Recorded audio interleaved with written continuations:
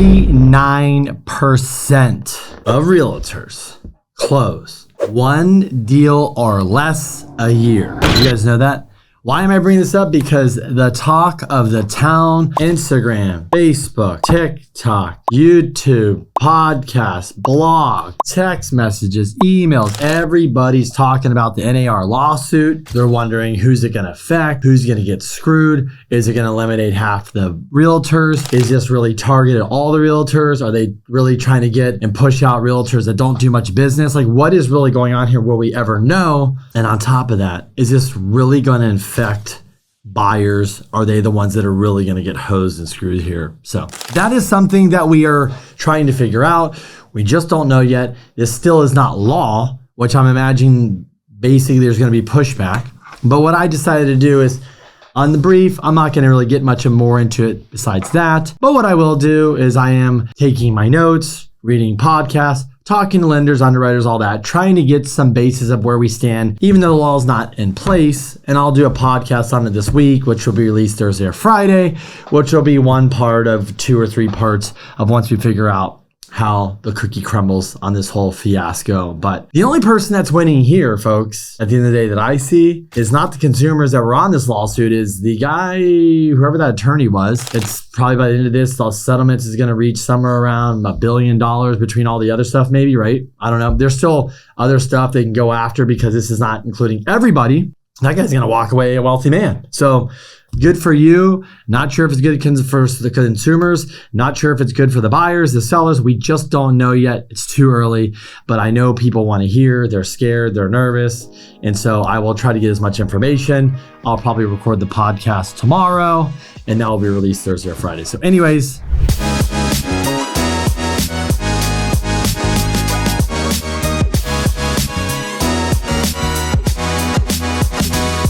welcome back to The Brief. It's another episode. It's another week. And let's just push all that negative energy aside by the NAR. Because you know why?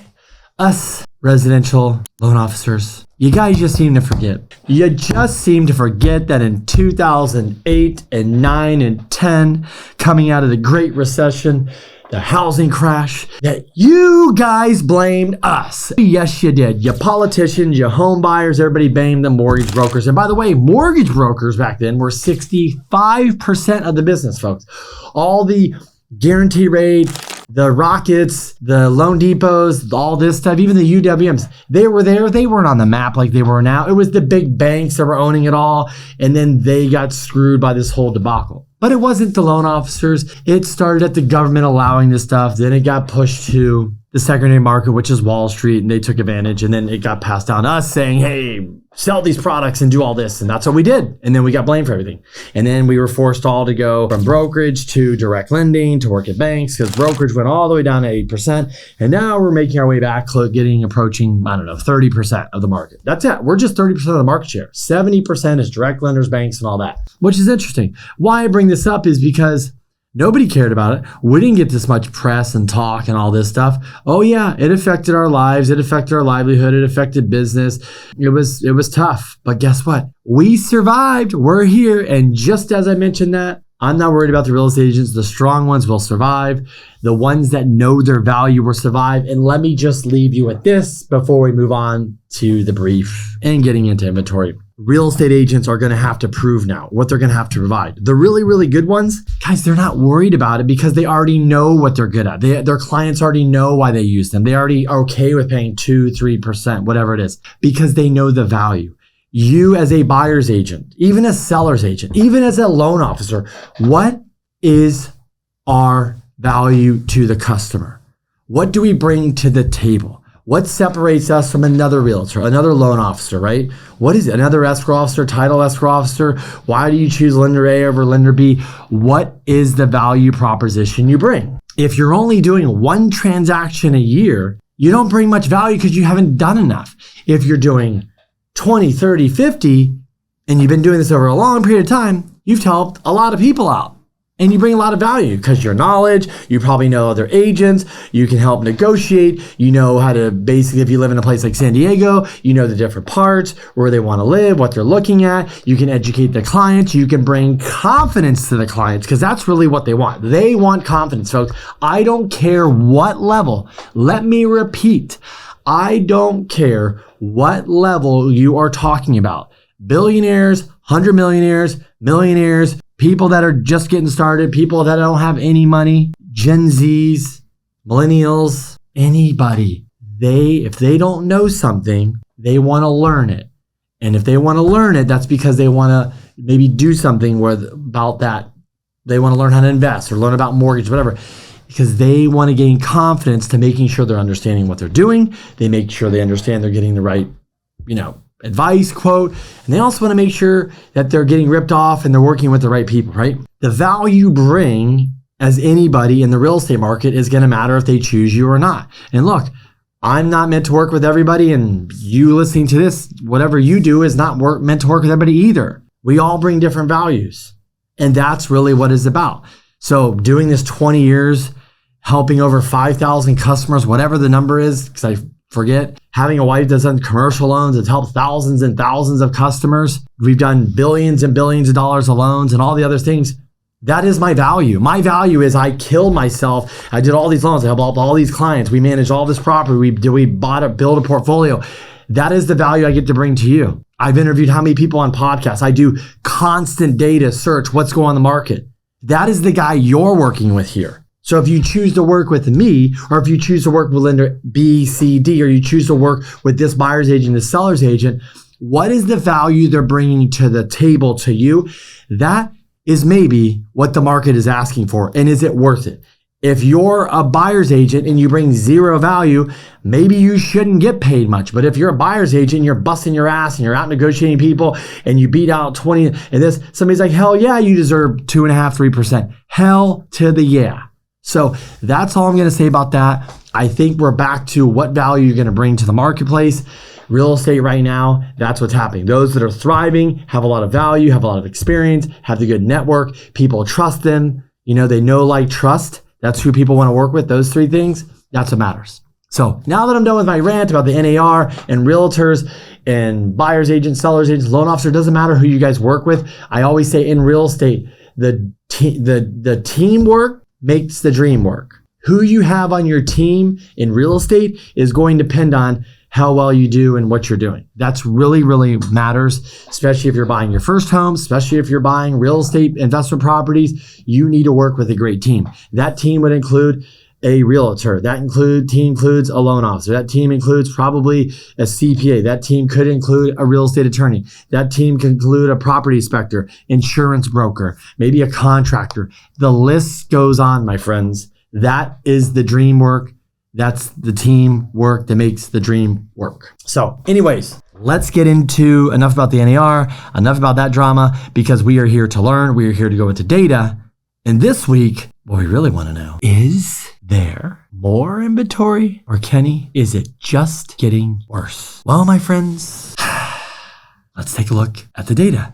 Last week, nationally, 500,579. And this week, coming in at a big whopping 507,000 and some change. We're up, but we're not up that much. Here in San Diego, new listings last week, 538, this week, 540. Sold last week, 355, this week, 385. Active listings last week, 2830, this week, 2940. Just to give you a perspective real quick, in a normal market, what is normally more of a normal market is you could sell a house, buy a house. There's plenty of inventory. You're not having to overbid, do crazy quick closes and all this crazy stuff. You know what I'm talking about, a normal market. We typically have about 10 to 15,000 listings. 10,000 would be summer and spring. And then obviously 10,000 is fall and winter. And then we start moving up. At the peak would be 15,000. That would be summertime. The last few summers, we peaked out about 5,000. Right now, we have not even 3,000 listings for 3 million people, folks. So stop and think about that a minute. We have 3,000 listings for 3 million people. Not good.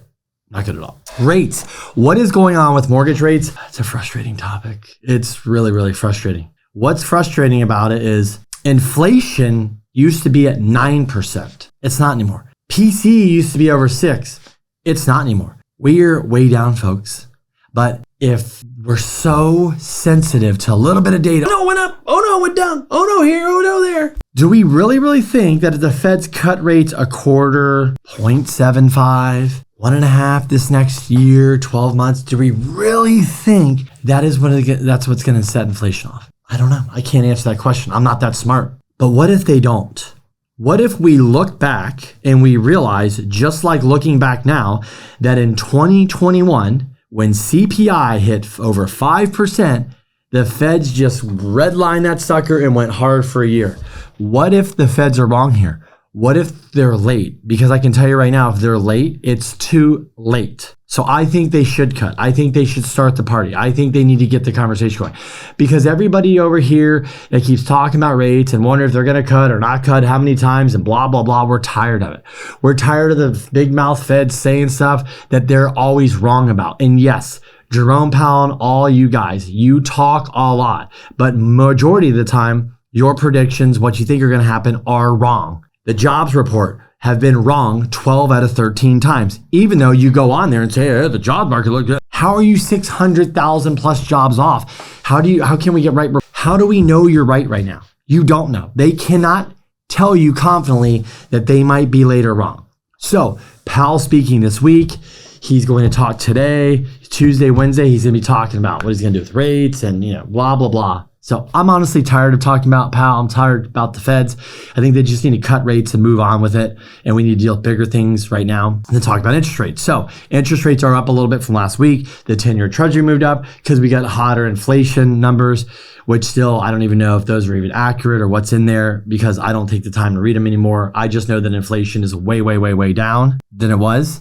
I know PC, what they look at, is in line when you look, over the last 3 months. So we will see what Powell says this week. That will dictate what rates do. The 10-year did hit around 4.35. That is a thresh level that we don't want it to go and start running up to 4.5, 4.755. That would be detrimental, again, to the real estate market because the real estate market gave you 2 of these, which I'm not going to put up our middle fingers, saying we don't like 5%. The stock market sold off. We don't like 5%. Even Powell and them said, whoops, we don't like 5% on 10-year. Anyways, we don't like 8% mortgage rates. It's not good. It's unhealthy in an opposite direction. So cut the rates. Let's get the party started, land the freaking plane, and let's move on. So with interest rates, as I told you, this is not a straight down. It is a bumpy road. We're going to have inflation. We're going to have data. We're going to have different things come out that could go up and down for rates. So when rates are low and you like it, lock it. Do not play the floating rate game. End of story. Stop doing that stuff. But new listings aren't down everywhere. Look, California, San Diego is definitely one of the more slower parts. There's other parts where, look, the map that I would do on my monthly KCM. If you don't get that, you should. If you're a part of my email, which if you get this, you are. Maybe you're not. You found this on YouTube. You should join my email list. If you want to, just send me an email at kenny@simpson-team.com. We'll put you on the email list. But with that being said, this chart of the US used to be blue, meaning that if it goes dark blue, that means there's a lot of listings. And if it goes lighter blue, it goes less and it turns into orange. We went from blues now back to oranges. So we are definitely losing. The listings are not as active as we want. We need more listings. But there are some markets, Austin, parts of Florida, things like that have a lot more listings, a lot more inventory. So that's good. But there's other parts like here, California, San Diego, which we're struggling. We're not getting the listings. It is what it is. What are we going to do? We got to move on. That's just life. Wage growth is cooling. Jobs market seems like it is cooling. PCE was the one data point that did come in line. So we will continue to watch the data. We will continue to watch the rates. We will update you on this NA, how that will affect buyers, how we get around certain things, because it could affect buyers. I don't want to say anything right now until I have the facts, but you will have my podcast, which you should definitely listen to because it will be quick, concise of what's going on as much as possible until we have to move on. We're going to cue up the Bernie Sanders. I'm just going to play the clip and just do a little overview. Fox Business. It seems like Democrats want businesses to be taxed more, pay their workers. Really? Is that what you think? pay their workers. Excuse me. I didn't get to ask a question. Okay, thank you. Senator. You want to hold it? Okay. We held a hearing on a 32-hour work week because what we have seen is that over the last 50 years, despite a huge increase in worker productivity, almost all of the new wealth has gone to the top 1%, while 60% of the people are living paycheck to paycheck. Many of our people are exhausted. We work the longest hours of any people in the industrialized world. I think it's time for a shortened work week. Could I ask you a question about that? It seems like Democrats want businesses to be taxed more, pay their workers more, lower prices, and now pay people not to work. You know what I would like to see? How are businesses going to survive that? That's the question. How can businesses survive all of those proposals? When Mr. Bezos pays an effective tax rate lower than the average worker, I think we have a real problem in our tax system. I think that billionaires have got to start paying their fair share of taxes. So what do you guys think of that? Bernie Sanders going off at this reporter, asking about the 32-hour work week. He makes a comment towards Jeff Bezos that he doesn't pay enough taxes. Let's just leave that aside. But he says everybody at the top is getting wealthier and everybody's getting poorer. Not going to disagree. But this is what I will say to you. A 32-hour work week, pay people $40. If you're a business owner, what do you think? But on top of that, how is a person at a 32-hour work week going to buy a house? Because I'm going to bring this into real estate. Like, how are you going to qualify? And just so you guys know, if you're watching this, if you're commenting on this video, what I want to know is what Jeff Bezos, what person that has a lot of money, besides take the people out that inherit it because they did not work for it, they're out of here. What person worked 32 hours a week to build a massive company? What person didn't sacrifice? They didn't make any money up front. Nobody talks about Jeff Bezos lived poor probably for the first, 10, 15 years, worked out of his garage. I don't know. There's Microsoft, all these stories. My point is the 32-hour work week, this is coming from Europe and other countries like that. Does it work there? Well, when I look, I said divorces end over financial. Most people can't afford to do things.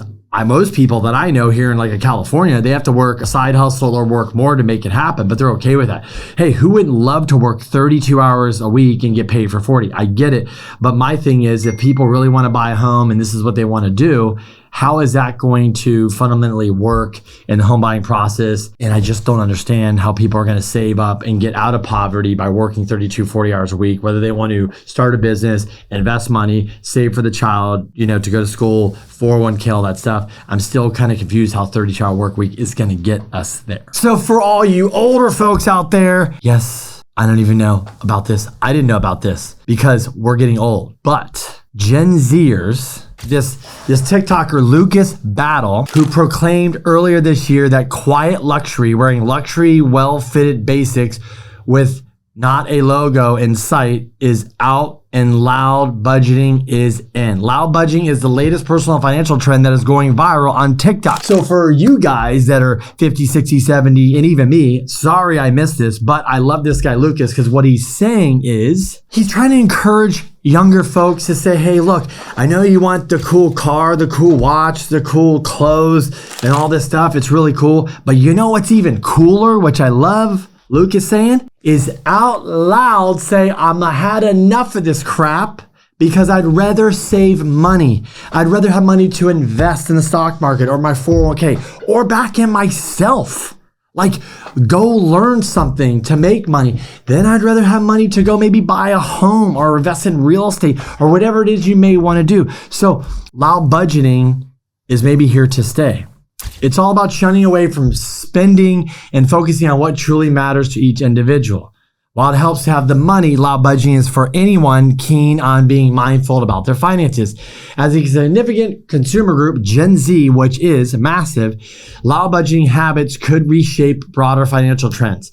Embracing loud budgeting means making real changes, not just about chatting about them. Lucas, great job. Love it, guys.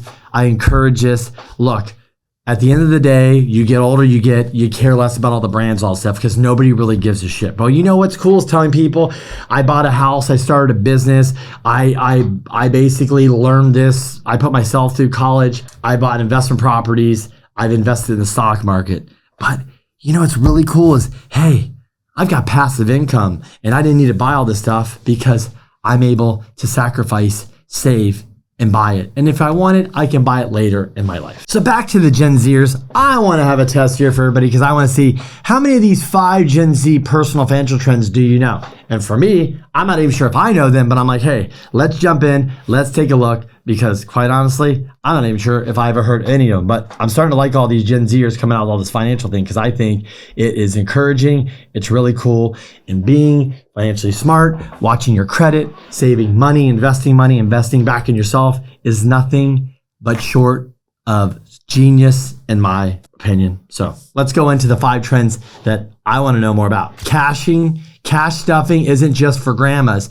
Gen Z's reviving the envelope method to nail their savings goals, showing that old school can be cool.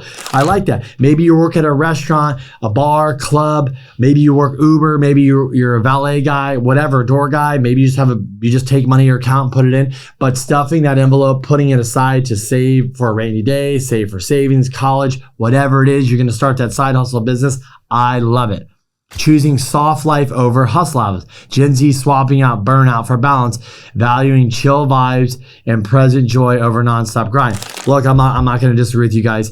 I know a lot of us grind hard and this and that. I don't agree with the 32-hour work week that Bernie Sanders is proposing, but I do agree that, hey, it is really smart. If you do grind, you also have that chill time as well.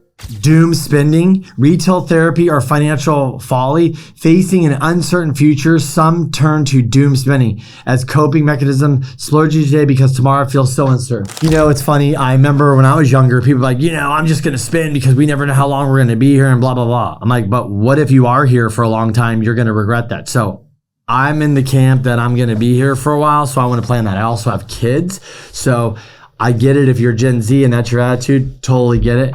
But one day if you wake up and you're 50 and you're like, shoot, I'm still here and I'm doing good and I'm looking good and I'm going to live a while, you might regret those decisions because investing in your 20s, just a little bit investing and over time, compound interest can really make a huge difference. Loud budgeting, I actually went over this. That's where basically it's like shouting about savings and spending plan. Gen Zs use loud budgeting as they set financial boundaries and own their choices. So get rid of buying all the fancy name brands and all that crap. Start saying, I'm going to save money. Woo, woo. I'm going to invest money. Woo, woo. I'm going to invest back in myself. Get loud, get obnoxious, and get real with it. I love it. And the final number 5, money dysmorphia. That is a tongue twister. It's all about perspective. Some Gen Zers might feel financially insecure despite being in a decent spot, a phenomenon known as money dysmorphia. Sounds like Matrix. But anyways, guys, I love it. Love, love, love. That's it for this brief. I wanted to go over these fun little facts,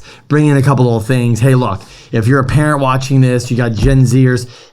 Do you even know this stuff exists? I don't even know this. Do you even know this 6? Loud budgeting, doom spending, money dysmorphia. Like, these are the things you can talk about your kids. Go do some research. I'm trying to bring you some value, bring some conversational pieces, but also we need to recognize that this younger generation is maybe, as we call them, lazy or not going to do anything or want to work 32 hours a week and all this stuff, whatever that is, right? I think they're starting to get smart. I think they grow up and they start realizing, hey, there's more than life just buying a bunch of crap we don't need.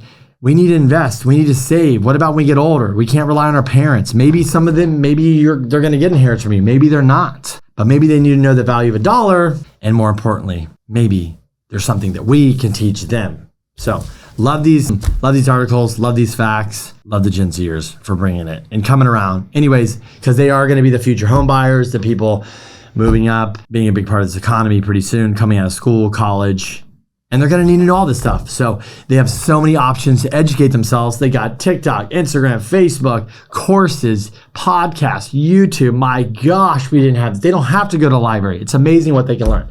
Anyways, guys, that's it for the brief. Thanks for watching. Hope you enjoyed. Until next week, have a good week. And we will definitely be watching the data, more on this NAR.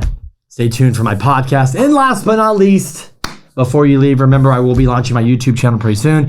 It's going to be just about real estate, financing, home buying, all that good stuff, real estate news, and getting the cash flow game will still be there, but that's really about the podcast, investing, and all that. But anyways, talk to you guys soon.